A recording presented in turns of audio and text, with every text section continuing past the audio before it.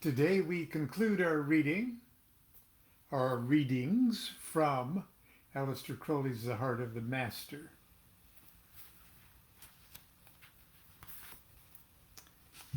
And the final chapter or section of it is called The Mystery of Sin. The little epigram at the top says, "The word of sin is restriction. Do what thou wilt shall be the whole of the law."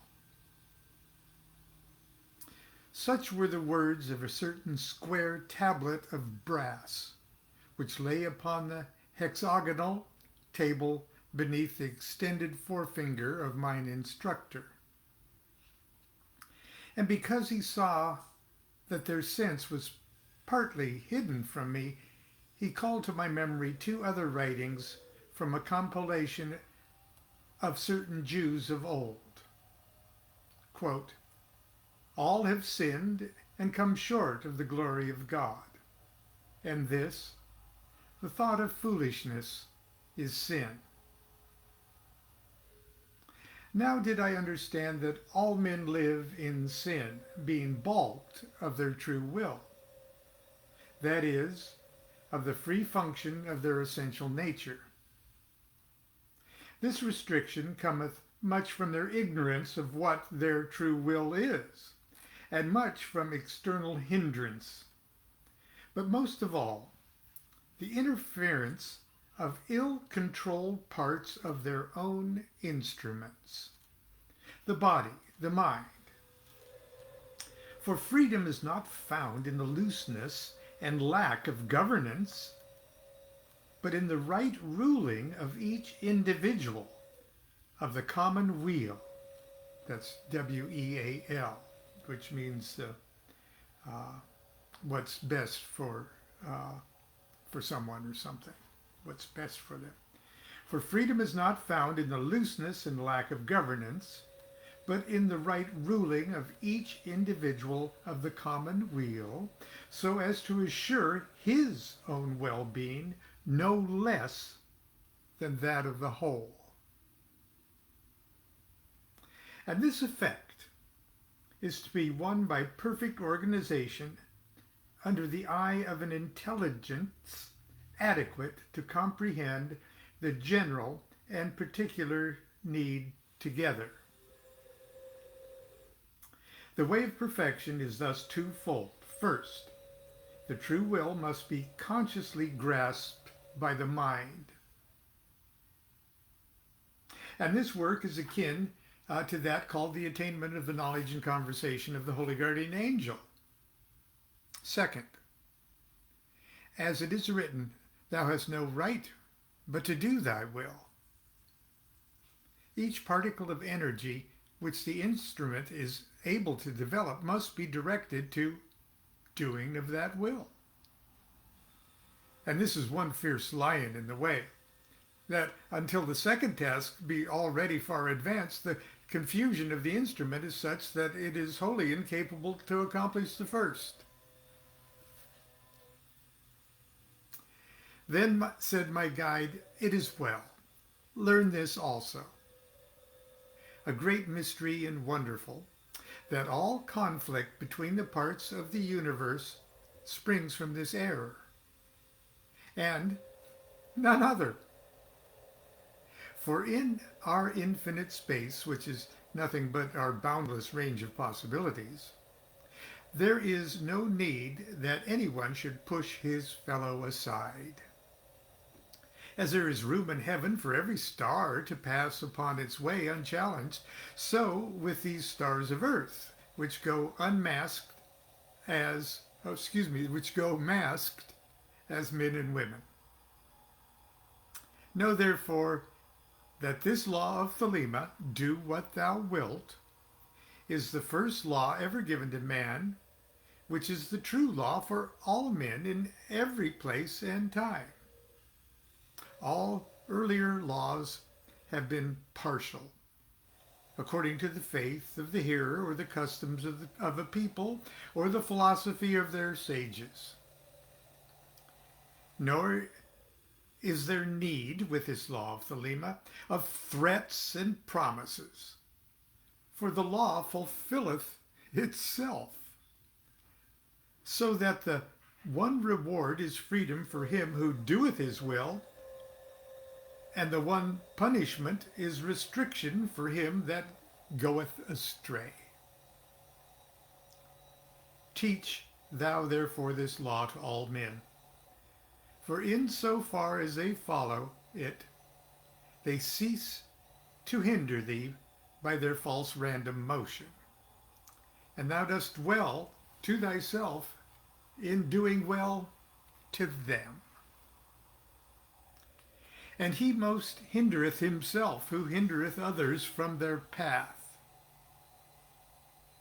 or who constraineth them to some motion improper to their nature. Note also this, that many men, feeling in themselves the bitterness of restriction, seek to relieve their own pain by imposing a like burden upon their fellows, as it were a cripple who should seek ease by mutilating the bearers of his carriage. So also have men sought to sell their goods by slaying or impoverishing them whom they desire should purchase them. Also, to deny the law of Thelema is a restriction in oneself, affirming conflict in the universe as necessary.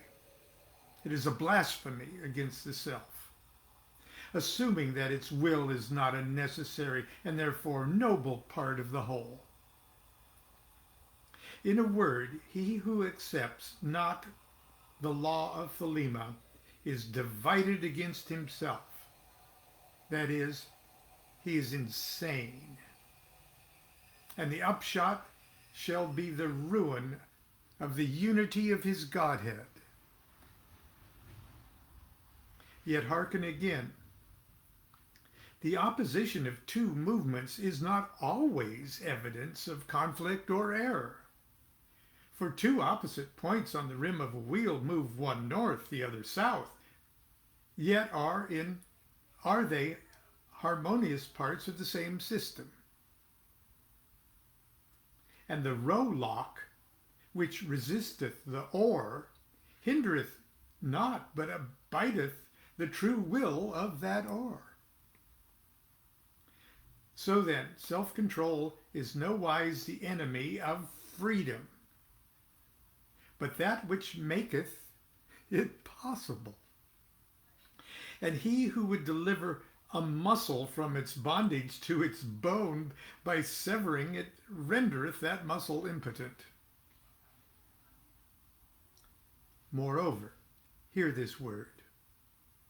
As a muscle is vain except it be rightly ordered, so also is thy work to be made easy by uniting thyself to the work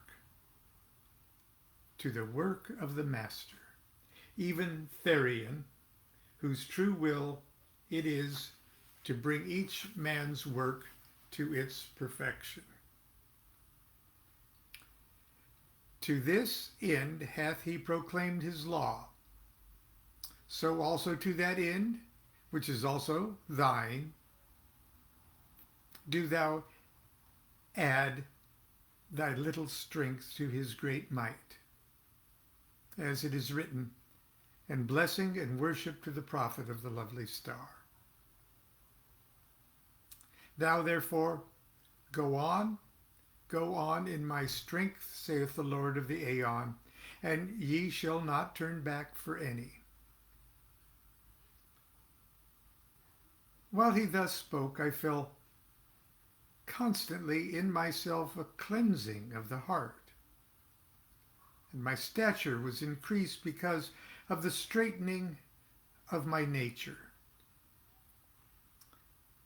And as I thought thus, mine instructor, perceiving it, smiled upon me, saying, In truth, O Khalid Khan, O child of the dawn of the aeon, thou hast divined aright and profiteth in this thy being by the law of Thelema. For the law is a just law, and it demandeth not the crooked knee of slavery, and the bowed head of shame. Nay, shouldst thou speak even to the God of gods, stand thou erect, that thou mayest be one with him by love, as he most surely willeth. With that word, the walls of the little chamber in the temple upon the mountain top fell suddenly from about me. And of that which befell me there may I not now speak. For there is a beauty which hath no fitter ornament than silence.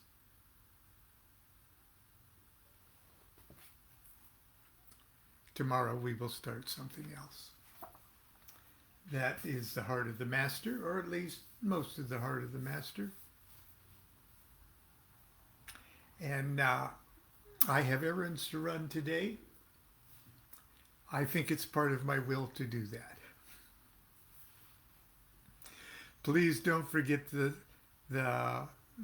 what I consider a very important magical live workshop coming up on August 25th. That's a Wednesday night. It'll be live. And registration information is right here on Facebook. I hope to see you then. Until tomorrow and a new surprise of some kind, continue to be good to yourself and be good to each other. Do what thou wilt, shall be the whole of the law. Love is the law, love under will.